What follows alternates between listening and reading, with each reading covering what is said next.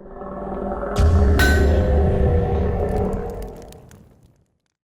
everyone, I'm Ben. I'm Mark. And we're two of the designers from Grizzly Forged Studios. And today we're here to do a run-through of how Sabotile Isles of Hexoté will work. It's a game that we created that we're hoping to launch this March. On Kickstarter. Haha. Sabotile Isles of Hexoté is a tile placement game with hidden information. The objective is to find your totem, your sacred totem of your tribe that's been hidden and distributed amongst the others in the center temple. Grab it, bring it back to your village, and win the game. So each of us have already picked a tribe based on our favorite colors or, you know, some other reasons. I'm purple. And I'm green. We're gonna start with the same starting hand of tiles, one of each different power that you'll have access to throughout the game. The 11 different tiles each have their own power on one side, and on the other side is the landscape that consists of the 3 spaces. And to begin the game, we will each take turns placing tiles on the board, forming the landscape in a setup phase. We will each decide 3 tiles to set aside for ourselves as our opening hand, and the rest will get placed one at a time.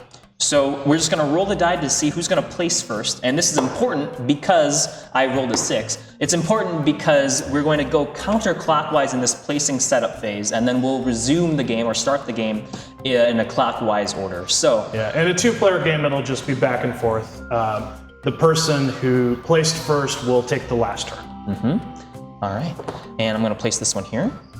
And it should be worth mentioning that this game plays 2 to 6 players. And as we're building, we're kind of keeping track of what we're placing down if we can, and also sort of building a path to the center because, again, our objective is to grab one of these totems and then bring it back home. Oh, all right. Oops. Basically, this game is a mashup of capture the flag, except nobody knows which flag is which, with elements of tile placement and a bit of memory as well. Let's see. How many tiles do you... Okay, we're good. We're good. Okay. And this should be the last one, I think. And you went first, so you'll place your village first. This will go in the last row of the board. All right, and I'll place my village here with my player piece on top of it. I thought so. And now we're actually ready to start the game. So because, again, I placed first and Mark placed last, he will get to go first in this 2-player variant. All right, so there's some information on each player mat. There's a rundown of each of the 11 types of tiles, and on the back side is a rundown of how the turns work. Each turn consists of a movement phase and an action phase. So I can do those in either order as long as I fully reconcile one phase before starting the next. So I'll start with movement. Movement goes like this. I roll the die. I rolled a 2, so I can go up to 2 spaces. Each one of these diamonds is a space. So I move across the edges of the diamonds, and wherever I stop, which I only had one choice here, it was this tile right here, I will flip it, and as part of the movement, I activate this tile. Now, I landed on a trickster, which allows me to swap 2 totem locations. So this is very useful if, for instance, Ben was just about to win, he was on his way home, and at the last second, nope, I swap him around. It can also be used to confuse people because the totems are all identical, and it's very easy, if you're not paying attention, to lose track of which one's which. So this tile gets discarded, it gets put face up into a discard, and replaced not from my hand, but from a random one from the deck that I have not seen. I put it on the board, and I can reposition my player piece on any of the 3 diamonds, and then I start my action. The way the actions work is there's 3 different types of actions. There's tile actions, totem actions, and there's altar actions. So tile actions would be me taking a tile from my hand and placing it onto the board. Say I want to land on it later, or I'm trying to create a land bridge. Alternatively, I could take this tasty little tile from Ben's board and add that to my hand. I think I'll do that. And basically deny him a bridge to the middle. And you have a max hand size of 6, so I can't continuously do that, although I might want to, you know. And then the other actions we can get into as we get a little closer to it. Absolutely. So that concludes Mark's turn. Again, he took a movement phase and an action phase. I'm going to do my movement first as well. So here we go. I'm going to roll the die, and we got a nice tasty 4. So 1, 2, 3, 4. I'm just dancing around here. And I landed on the Earth Mover tile. So this one allows me to pick any other tile on the board, roll the die, and move that many empty cells away. So I'm going to actually pick my village. I'm going to roll the die, and let's see. All right, another 4. I'm going to go this way. 1, 2, 3, and I'm going to keep it there, actually. So again, up to the number that you rolled. I will go ahead and discard the expended tile, grab a new one from the deck, and put myself on the space that's closest to the center again. Now I still have my action, so I'm going to place this tile down, and that's my turn. All right. And to start my turn, instead of doing movement first, I think I'll decide to do my action first. So I will place this tile from my hand down. I will roll a 4. I only want to go 1, so I'll stop here, activate it, and it's a secret passage. This tile, when you land on it, it basically becomes a hole in the ground that tunnels you to the center of the board if it's open, if no one's standing there. Also, if another secret passage is activated, it can tunnel between secret passages, and this actually stays activated as part of the board. And so that's not discarded or replaced. I get sent there, and for my action, I will, I believe... Use an alter action? I think that's a good point. I think I will do an alter action. So there's 2 different alter actions. One of them is sacrifice. I can take a tile from my hand and discard it in order to get another movement.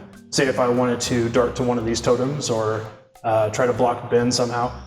Or I could do Gift from the Gods, which is 2 tiles from the deck into my hand. And I think I'll do that one. Okay. So as we can see, the board is already changing a little bit. That'll become more evident, a couple turns down the road. But that's one key aspect of the game that we really did want to involve, was something that was just always changing based on the player's decisions. I'm going to roll the die. I'll move first. And I rolled a 2, so I'll go 1, 2. The village tile counts as only 1 space, and as we go on, we'll maybe find a couple more tiles that act as such. Flip this over, and this is Ancient Vision. This power allows me to look at any of the totems so that I don't have to actually carry it from the center all the way back to a village to look at its contents. So I'm going to pick the one that's farthest away from me. That's kind of my favorite thing to do with this power. All right, and now I know what is inside that totem there. So once more, I'm going to replace the tile with one from the deck. And it should be worth noting that totems are viewed secretly, although he is allowed to share that information, to use it as a way to bluff or to double bluff and tell me whatever he wants about it. I'll take the opportunity to tell Mark that that is not his totem. Cool. I now instantly want it. And I have taken a tile from the board. So, back to Mark's turn. All right. So for my turn, I could do another alter action. Why not? I will discard a tile. I have so many of them to do a movement for free here. So I will move to this totem. Oh, yep. Oh, but I used my action already. So now I have my movement. Oh, that wasn't the best choice. You know what? I'll move to this. Perfect. Well, and this is a really great opportunity also because Mark is now kicking me out, or he's blocking me out of that space. One of the rules of the game is that only one player is allowed per space. And so if, I'm just going to move this as an example, we had 2 of us here, I wouldn't actually be able to stop on the same one that he was occupying. Right. So that's also actually a defensive attack or a technique move, etc. Let's see, we'll have me, I'm going to place this tile here, and I'm going to move. Oh, that's just what I wanted. To make things interesting, I'll go 1, 2, 3, 4, 5, 6, and show off one of our favorite tiles of the game, Wildfire. So this tile is a trap tile or a destructive tile. It will blow up or destroy all of the adjacent ones next to it. So in this pocket here, I've gone ahead and just taken off 5 tiles from the board. So we'll flip them over because the other key part to Wildfire is that if another one is revealed, then it also sets off. And there we have it. So if we had another tile in either of those two spots, it would have also been burnt up or incinerated. And I think for the sake of this video, we're going to wrap it up at this point. One thing that we didn't mention is the other way to view a totem is to actually carry it to one of the villages. It does not have to be your own village. And viewing that totem is totally free. It doesn't cost an action. And you can drop that totem defensively on your opponent's base as a way to block them. And they have to actually remove that before they can win. So all kinds of chances to sabotage each other. And really, if you're into that sort of gameplay, then we hope that Sabotile Hexoté is for you. Please feel free to check us out on Facebook and Instagram. We're also working on Twitter a little bit. And we'll be trying to show this copy off to as many different places as we can. Yep. And we hope to see you on Kickstarter this March. That's right. Thank you, and we'll see you later. Bye.